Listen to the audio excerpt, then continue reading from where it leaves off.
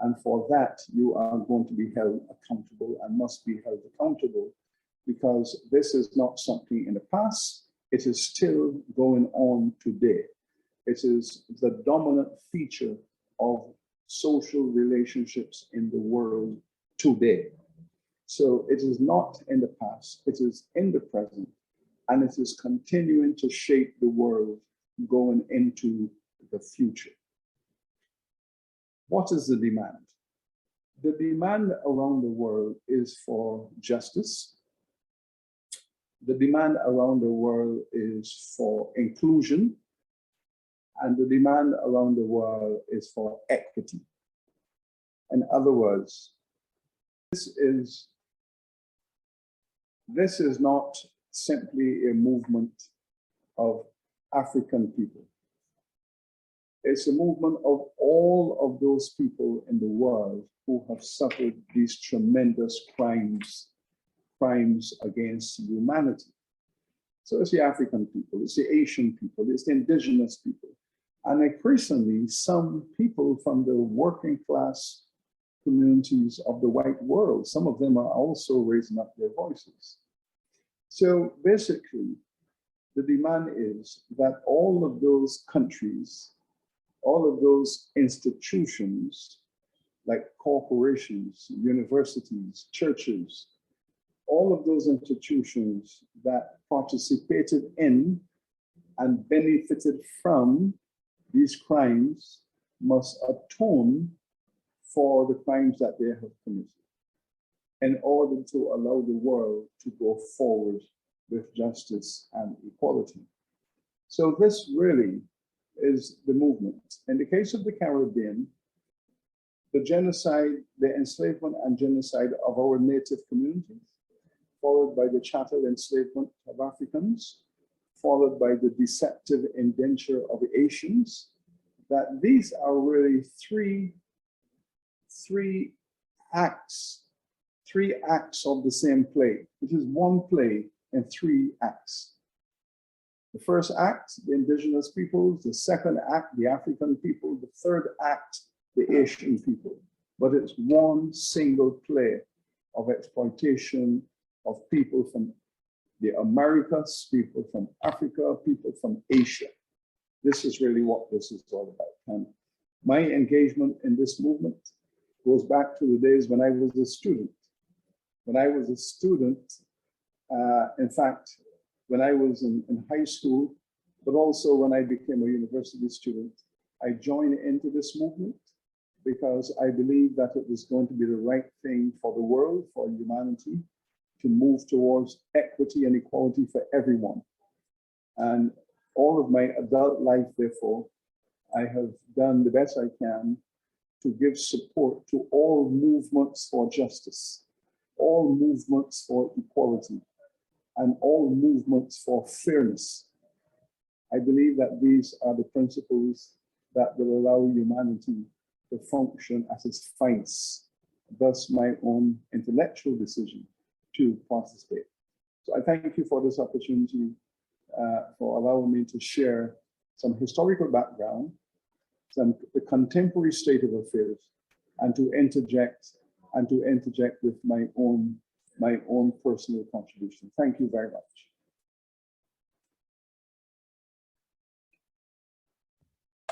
Thank you so much, Mr. Beckles, for this insightful discussion on the topic.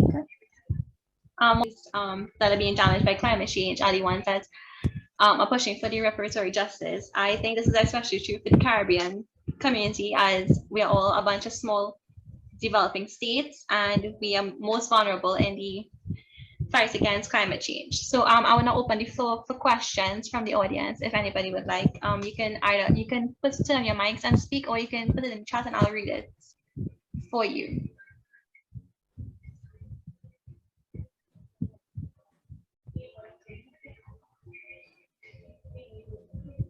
Any questions?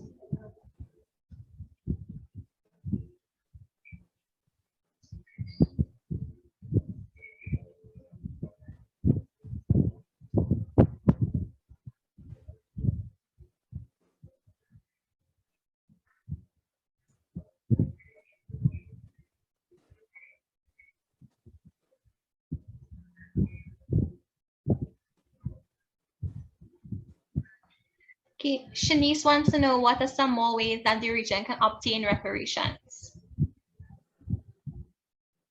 Well, reparations in the Caribbean context,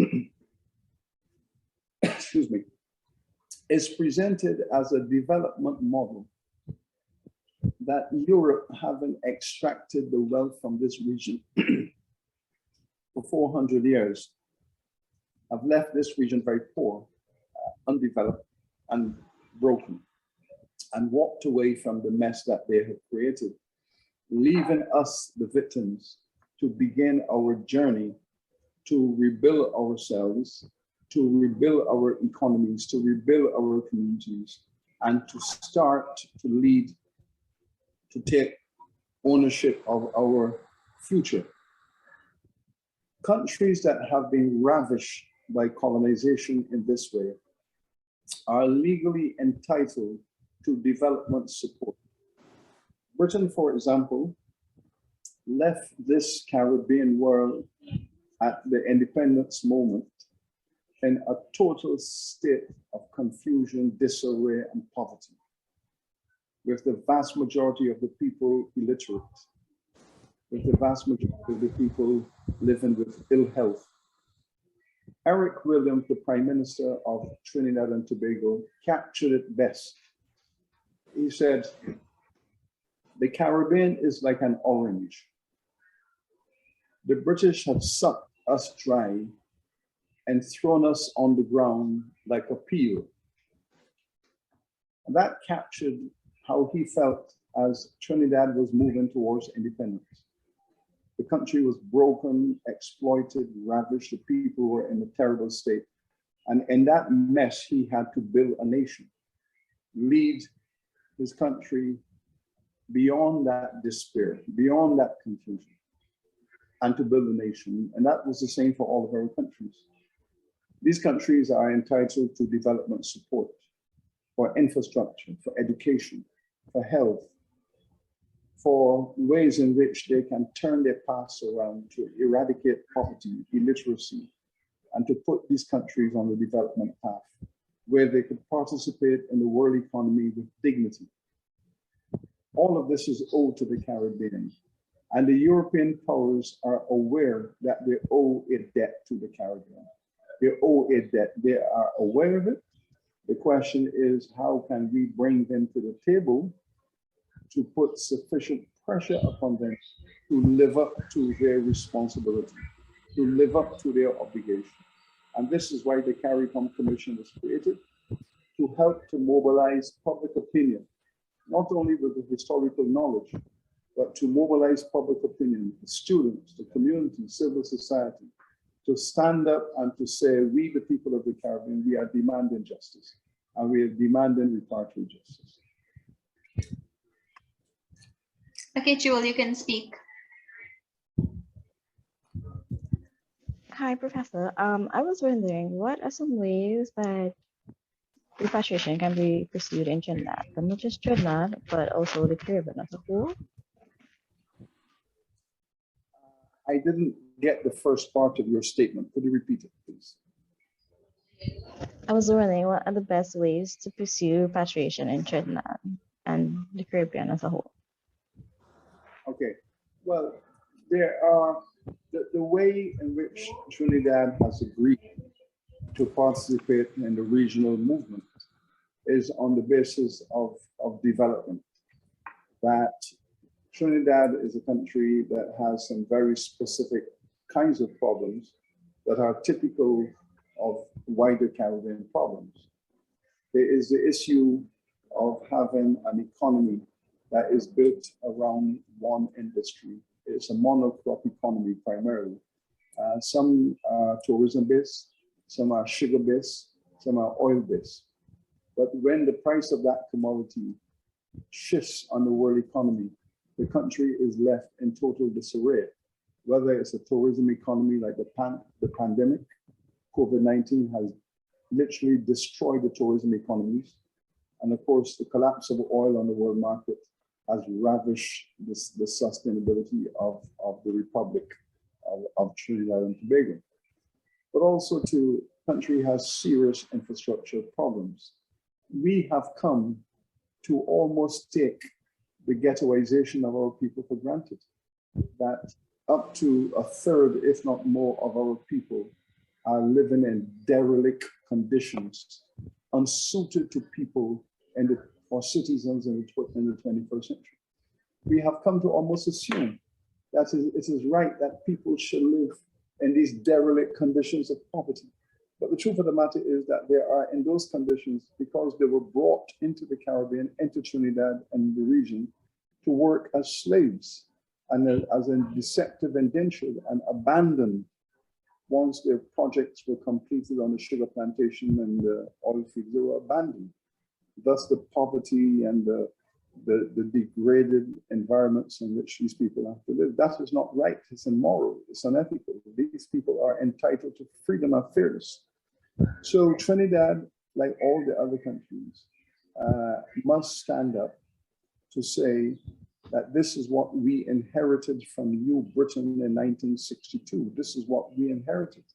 This is what we have been fighting against from the time we became independent, approaching 60 years now.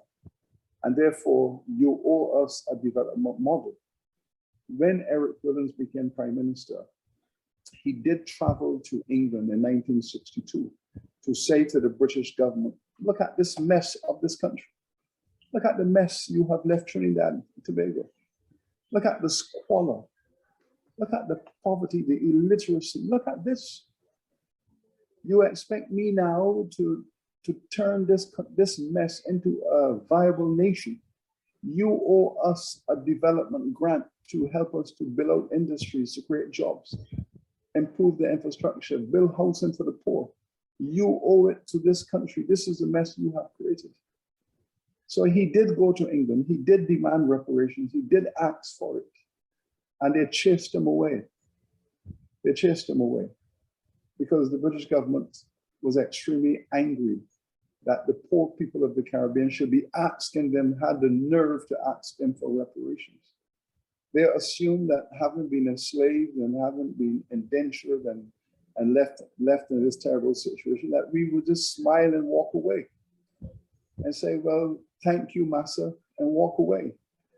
But no, we have said, no, you cannot do this. It's illegal, it's immoral. You owe it to us to improve the conditions because you brought us from Africa, you brought us from Asia, you brought us to enslave us, you brought us to indenture us, and now you've abandoned us when you have extracted what you want.